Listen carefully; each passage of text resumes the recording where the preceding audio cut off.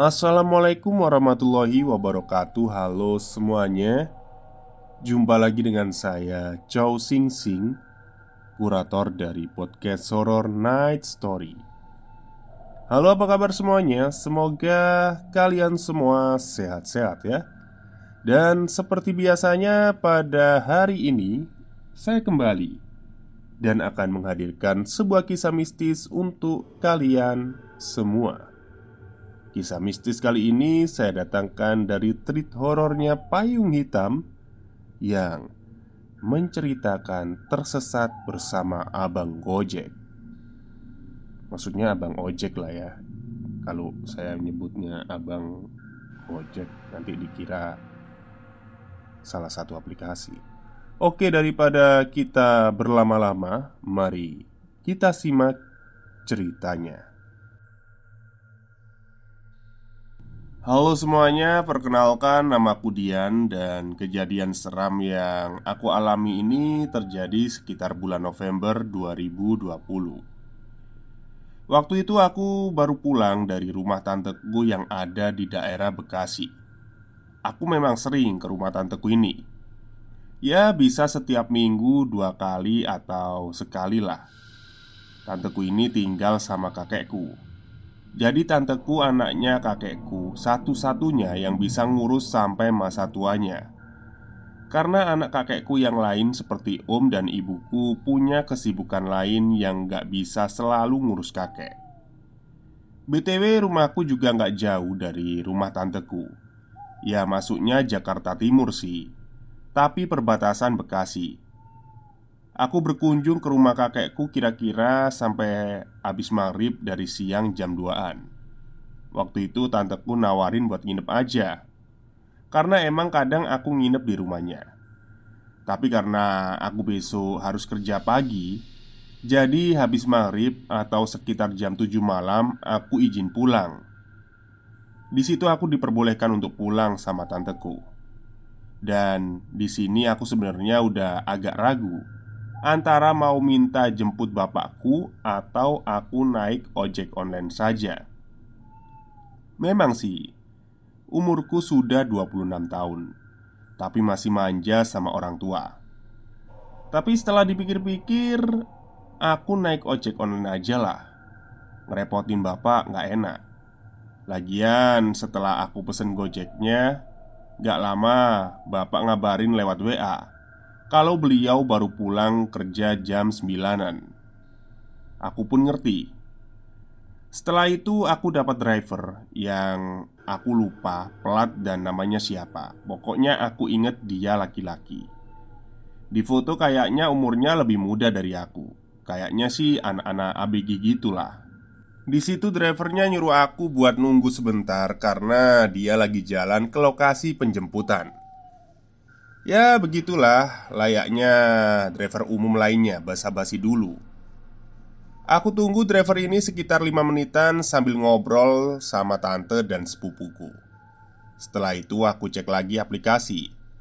Yang mana aku kaget di situ tahu-tahu ada 2 driver yang pick up aku. Aku bingung dong. Aku refresh terus aplikasinya dan ternyata bener aku pesen 2 kali. Padahal aku gak ngeh dan merasa gak mesen 2 kali sama sekali loh. Pas aku lihat titik si bapaknya yang driver kedua ini, dia di Arab yang berlawanan sama driver yang pertama. Kalau dilihat sampainya ke titik jemput bakal bareng. Di situ aku mau cancel cepet-cepet, tapi gak bisa. Aplikasinya benar-benar error. Kayak pas di refresh entar gak ada fotonya lah. Entar ada, terus gak ada lagi. Bingung pokoknya. Ya udahlah, kata tanteku juga, nanti aja cancelnya kalau bapaknya udah sampai sini. Baru kamu cancel terus bilang maaf gitu. Akhirnya aku mengiyakan kata tanteku ini. Gak lama dari situ datanglah ojek yang aku pesan, si Bang A, driver pertama yang aku pesan, dan si Pak B, driver kedua yang menurutku error itu. Aku bilang akhirnya sama si bapak driver B kalau aku berberat hati harus cancel dia. Dia pun setuju-setuju aja karena aku jelasin juga kan bagaimana aku bisa mesen dua. Aku pamit sama keluarga tanteku termasuk kakekku dan yang lain. Aku diantar sampai ke depan pagar rumah dan seperti biasa kalau ada keluarga yang mau pamit pulang, disinilah awal mula kejadian yang menurutku cukup bikin aku trauma sampai sekarang. Sebetulnya aku ada screenshotan rute jalan dan aplikasi errornya. Tapi HP aku hilang guys di tempat kerja. Dan biasanya HP ku ke backup datanya sebulan sekali. Sedangkan yang itu belum aku backup. Ya udah, mau diapain lagi? Semoga tanpa bukti pun kalian bisa tetap percaya dan menikmati cerita ini. Ya, menikmati yang sebetulnya penderitaanku. Gak apa-apa lah, yang penting buat kalian pelajaran saja. Akhirnya aku jalan pulang sama Bang A. Aku panggil dia Bang A atau Bang Ojek aja lah ya, biar lebih gampang. Dia ramah banget orangnya dan humble. Orangnya juga komunikatif dan ada aja bahan obrolan. Tapi yang aku bikin gak nyaman itu baunya itu wangi banget. Sampai aku pening nyium parfumnya. Kalian bisa bayangkan deh, wanginya menurutku ini familiar, tapi aku nggak kepikiran wangi apa itu. Intinya, aku kayak pernah nyium, tapi lupa. Lagi pula, aku nggak begitu peduli. Lanjut ngobrol aja. Tiba-tiba pas lagi ngobrol, Bang A ini bilang, "Mbak, ini betul jalannya?" Aku bilang dong, betul kok pak. Lurus saja, nanti belokan depan ke kiri." Tapi aku kok agak ragu ya sama jalanannya yang kayak gini. Jalanannya itu kayak asing menurutku. Karena ragu, akhirnya aku buka aplikasi Google Map. Di situ map aku error juga. Udah aku refresh beberapa kali, gak muncul gambar petanya. Cuma ada kolom input nama tempat tujuan doang. Padahal sinyal aku full penuh, 4G juga. Aku tes WA temanku juga delete, checklist 2. Lagi cek HP gitu, abang Gojek ini bilang, "Mbak, map saya lagi error nih. Mbak nanti arahin ya lewat mapnya mbak." Ya aku iya-iyain aja dan masih tetap usaha buka Google Map yang ada di HP ku. Terus aku akhirnya bilang, "Mas, map saya juga error. Tapi nanti saya arahin deh." Sambil tetap usahain Google Map dan Bang A juga sambil usahain lihat map di aplikasi ojek online-nya di atas motor. Aku ingat betul di situ jalanan cuma lurus doang dan di situ ada perumahan BTN. Perumahan yang rumahnya bentuknya sama semua itu. Yang rata-rata lampu rumahnya mati dan cuma lampu jalanan saja yang nyala. Aku bingung sih sebenarnya, perumahan apa ini? Sedangkan seingat aku, tiap aku ke rumah tanteku, aku nggak pernah lewat perumahan ini. Lagian, sejak kapan ada perumahan dekat sini yang bentuknya seperti ini? Lagi enak-enaknya mikir, tiba-tiba Bang A nyeletuk, "Mbak, sudah bisa nih Google Map saya." Ya udahlah, akhirnya aku tenang dong. Tapi entahlah, jalanan yang kita lewatin makin lama makin asing. Perumahan tadi sudah lewat. Sekarang kita ngelewatin gang-gang kecil kumuh. Di situ juga aku nggak ngomong apapun sama Bang A ini. Aku cuma amatin sekitar yang sama sekali aku nggak lihat orang bahkan motor lain. Saat itu juga aku ingat ngecek jam dan ternyata sudah jam 7 lewat, yang artinya sudah masuk isya. Aku pun gak dengar suara adzan sama sekali di perkampungan itu. Lama-lama merinding juga. Didukung suasana yang sunyi dan juga jalanan yang sempit tapi senyap. "Bang, perasaan ini bukan jalan ke rumah saya deh," kataku. "Masa sih mbak? Saya cuma ngikutin Google Map aja. Kalau alamat yang Mbak tuju ke sini," jelas si Bang A. Setelah ditelusuri, berujunglah pada jalan yang semakin sempit. Di ujung jalan juga kita ngelihat hantaran kebun milik warga yang aku nggak bisa lihat kebun apa itu. Tapi tanamannya pendek dan kebun itu luas. Ya, setelah aku perkirakan itu kayak kebun semangka ya. Dalam hati, kapan di sini ada kebun buah? Begitu terus yang ada di isi kepalaku selama perjalanan. Sejak kapan, sejak kapan, sejak kapan? Mbak, rumah Mbak udah deket dari sini. Tinggal lurus saja kan?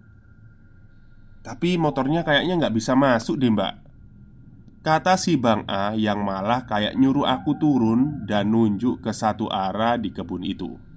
Ya aku turun. Terus aku niatnya mau ngomong sambil di depan abangnya itu, kayak sambil nunjukin HP alamat titik rumahku yang sebenarnya. Dan kita lihat sebentar lah, karena pegel juga di atas motor dan cuma muter-muter dari tadi. Rumah aku di perkampungan kok. Di sini loh bang, kataku sambil nunjukin HP. Kayaknya kita salah jalan deh bang. Bukan di sini, ini kebun orang, jelasku. Ya saya nggak tahu mbak, saya cuma ngikutin map aja. Terus gimana ini? Nah, di situ Bang A ini malah balik tanya. Yang akhirnya sebelum aku jawab, dia malah nyuruh aku naik lagi ke motor cepet-cepet. Udah merinding, makin panik gara-gara abangnya nyuruh aku buru-buru naik. Di situ dia langsung puter motornya dan tancap gas ke jalan utama yang sebelum kita masuk ke perumahan dan jalanan sempit tadi. "Bang, ada apa sih?" tanyaku. Dan pertanyaanku nggak dijawab sama Bang A ini. Karena ngulang dari jalan utama, di situ akhirnya map aku sudah kembali berfungsi normal. Di situ juga aku mulai curiga sama si Bang ini, karena wangi parfumnya dari tadi yang gak umum. Dan di perjalanan yang aku gak dengar adzan Isya, perjalanan aku tempuh berasa lama banget. Yang akhirnya kita istirahat di sebuah warung. "Mbak, istirahat dulu aja ya. Saya bingung kok nggak nyampe-nyampe," kata bang ini. Aku awalnya agak ragu, tapi ya ikut aja lah. Di situ kita mampir di warung tapi nggak beli apa-apa. Abang ini tuh kayaknya sakit deh. Dia dari tadi juga ada gejala kayak orang mau muntah-muntah. Aku juga ngerasa kayaknya itu warung cuma buka aja tapi nggak ada yang jaga. Akhirnya aku tanya, "Sakit ya bang? Saya pesen ojek lain aja ya. Jangan dipaksain bang." Terus abangnya bilang, "Enggak mbak, saya cuma masuk angin doang kok kayaknya." Mukanya kayak pucet gitu, kelihatan keringatnya mengalir di wajahnya. Akhirnya kita lanjut jalan lagi. Perjalanan dari Bekasi ke Jakarta Timur berasa perjalanan Jakarta-Bandung. Setelah perjalanan dilanjutkan, aku di situ udah mau nangis aja. Karena bisa diperkirakan kita udah di jalan itu 1 jam lebih. Dan suasananya sangat asing. Di situ juga aku mulai hilang sinyal lagi. Dan jam sudah menunjukkan pukul setengah 9. Pengalaman ini rasanya kayak mimpi. Terhitung 2-3 kali abangnya menepi untuk muntah-muntah. Gimana nggak makin ngeri? Takutnya kan abangnya kenapa-kenapa. Akhirnya singkat cerita, setelah kita ketemu suatu pusat perbelanjaan kecil semacam Carrefour gitu, di situ akhirnya aku lega, yang tandanya aku sebentar lagi sampai rumah. Gak lama dari pusat perbelanjaan itu, aku juga ngelewatin pasar yang malam itu ramai banget. Padahal seharusnya gak pernah seramai ini. Aku pikir juga ada perayaan atau apalah. Biasanya pasar bakal buka sampai malam sih, pas ada perayaan. Tapi gak ada perayaan apapun deh. Pasar tradisional di Jakarta nggak ada yang buka malam. Kalaupun ada ya pasti pasar malam yang bukanya dadakan dan sementara. Ini enggak. Pasar yang ada gedungnya guys. Ngerti kan maksudnya? Di situ pun perasaanku udah mulai nggak enak. Ada lagi kendala karena tahu-tahu hujan dan gerimis. Jadi langsung blast gitu loh. Gerimis langsung hujan deras. Aku menepi. Akhirnya sama bang ojek itu. Sempat bingung juga. Bang ojeknya juga bilang, "Waduh, udah malam ini," katanya menggerutu. Keadaan jalanan yang sunyi, nggak ada pengendara lain. Cuma terang lampu jalanan yang menemani kami di perjalanan. Aku sambil mendekap HP-ku di balik jas hujan. Jas hujan kelelawar ya. Berharap gak basah bajuku, sambil aku berdoa sebisa mungkin. Mulailah di situ aku dengar satu persatu pengendara lain yang lewat. Karena aku masih ngumpet di dalam jas hujan, jadi gak kelihatan suasana luar. Barulah aku buka jas hujannya. Aku lihat mobil, motor, sepeda, dan gerobak-gerobak jualan. Bahkan aku lihat pom bensin. Yang pom bensin itu ada beberapa orang yang mau isi bensin ngantri. Dan udah gak ada air hujan turun lagi. Benar-benar kering jalanan itu. Seperti orang gila, kami berdua tiba-tiba memasuki jalanan yang kering dengan motor basah kuyup. Celana dan sepatuku pun kayaknya bisa diperes. Tapi untuk atasanku sih aman. Di lampu merah aku perhatikan sambil tanya ke abang Gojek, "Tadi hujan di daerah mana ya bang? Kok kita doang yang basah?" Kataku sambil ngeledek biar nggak tegang amat. "Wah, saya juga nggak tahu mbak. Deres banget tadi. Nggak kelihatan kanan kiri. Tiba-tiba aja kering," jelas abang Gojeknya. Oke lah, singkat cerita sampailah kita di rumahku. Mulai dari masuk gapura rumahku dan memasuki lingkungan rumahku, perasaanku sudah lumayan enak. Aku ngerasa angin hangat dari aspal yang kena matahari sejak siang dan sore. Ditambah jalanan yang agak berpasir. Pasirnya terasa hangat walau aku di atas motor. Akhirnya kami sampai di rumahku.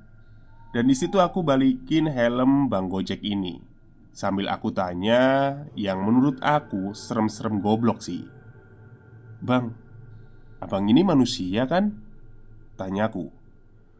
"Ya Allah mbak, ya iyalah saya manusia," jelasnya sambil ketawa. "Abis, bisa-bisanya abang ngarahin ke kebun kosong. Memang tadi kenapa bang? Kok nyuruh saya cepet-cepet naik? Kan abang sendiri yang nyuruh saya turun," tanya aku yang tadi belum sempat dijawab sama abangnya. Duh, saya masih merinding ingetnya mbak. Tadi saya di sana lihat rumah kecil, cat warna kuning. Yang saya pikir itu rumah mbaknya di tengah kebun. Tapi gak lama saya lihat ada laki-laki keluar dari rumah itu, telanjang dada, kurus banget. Tapi pas ngadep saya, gak ada mukanya mbak, alias rata, jelas si bang ini. Aku cuma bisa menelan ludah membayangkan apa yang dilihat oleh abangnya. Tapi setelah diingat-ingat, aku di situ nggak ngelihat ada rumah sekali sih. Cuma hantaran kebun kosong yang lega. Lalu Bang Aini bilang, "Mbak juga awalnya saya pikir bukan manusia. Lagian titik anternya di rumah itu," jelasnya. "Tenang aja bang, saya orang beneran kok. Nih ongkosnya, ambil aja kembaliannya." "Makasih ya bang.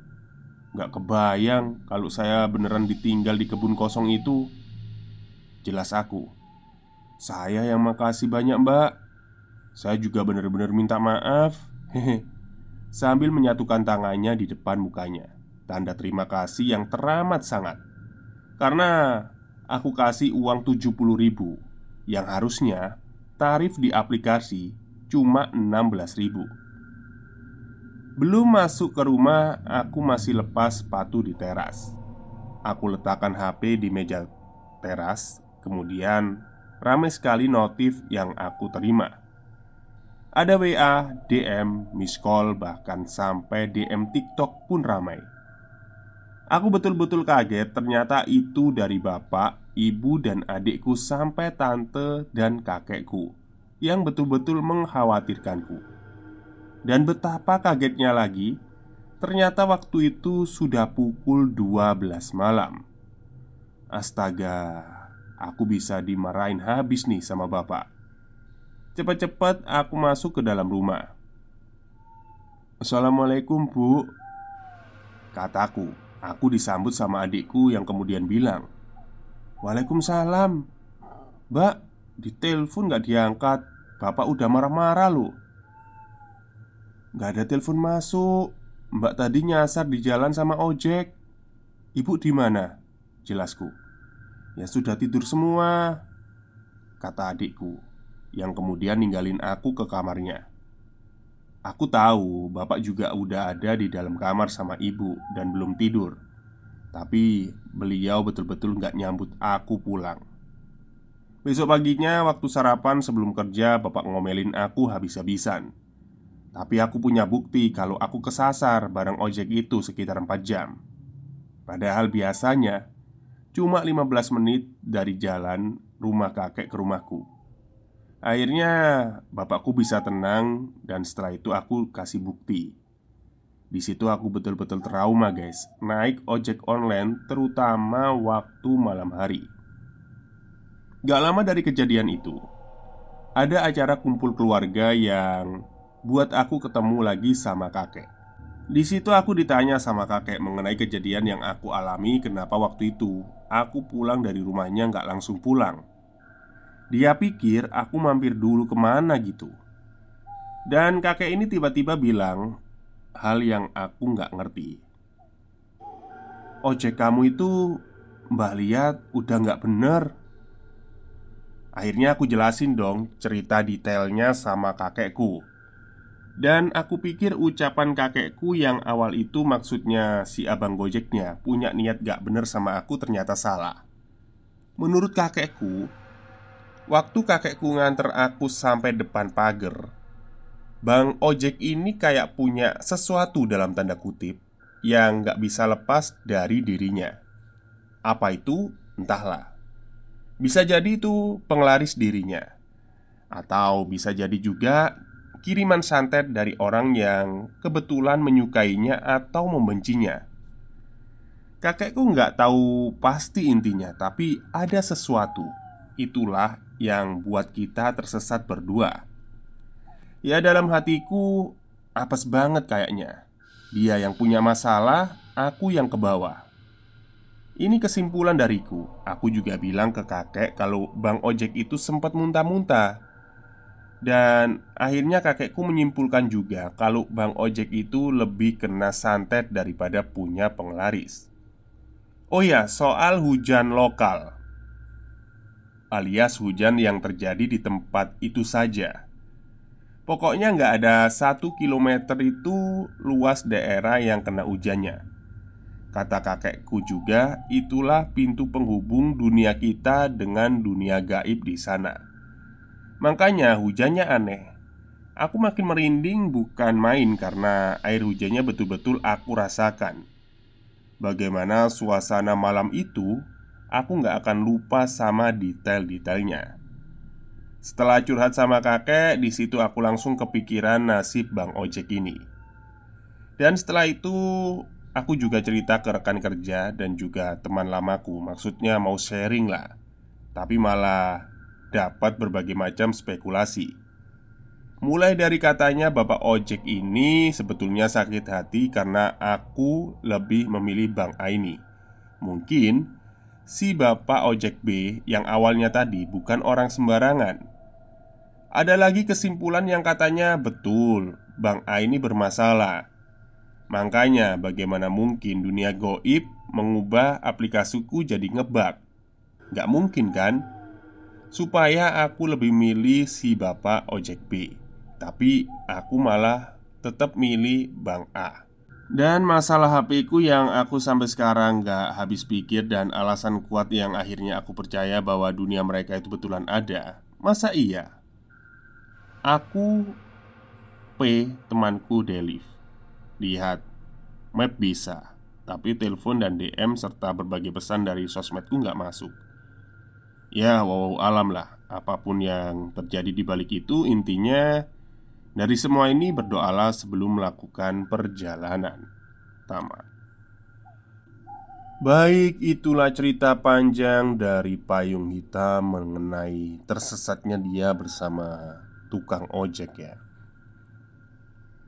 Kalau saya simpulkan sih, ya mungkin aja si abang ojeknya ini ada masalah atau gimana, jadinya berdampak pada penumpangnya juga. Terus mengenai hujan lokal, sama, hujan lokal di tempat saya itu selalu dihubungkan dengan hal-hal goib. Ada yang bilang katanya pas hujan lokal itu pintu gerbang dunia lain terbuka. Terus ada yang bilang juga kalau hujan lokal itu tandanya ada genderuwo lagi melahirkan. Ya, saya nggak tahu ya yang mana yang benar. Terus mengenai kenapa ya banyak cerita-cerita yang hantu itu bisa mengganggu sebuah aplikasi. Ya, kita katakan aplikasi-aplikasi driver inilah ya. Apakah mungkin gitu? Tapi ya mungkin aja sih. Yang namanya mereka, bangsa jin itu juga pasti memiliki teknologi yang berkembang. Contohnya kita pernah dengar kan, ada sebuah siaran radio yang menyiarkan tentang cerita bahwa si narasumber ini mengalami kecelakaan dan meninggal. Nah itu kan gak masuk akal. Ya antara orang iseng atau beneran jin yang mengganggu itu tadi. Jadi mereka itu bisa masuk ke saluran-saluran teknologi kita, termasuk sebuah aplikasi. Bisa jadi sekarang mereka juga udah update ya. Jadi ganggu manusia lewat aplikasi driver. Mungkin bisa dikembangkan lagi nanti lewat aplikasi booking-bookingan. Maksudnya bookingan hotel gitu ya. Terus disasarin hotelnya di hutan atau gimana ya. Bisa jadi.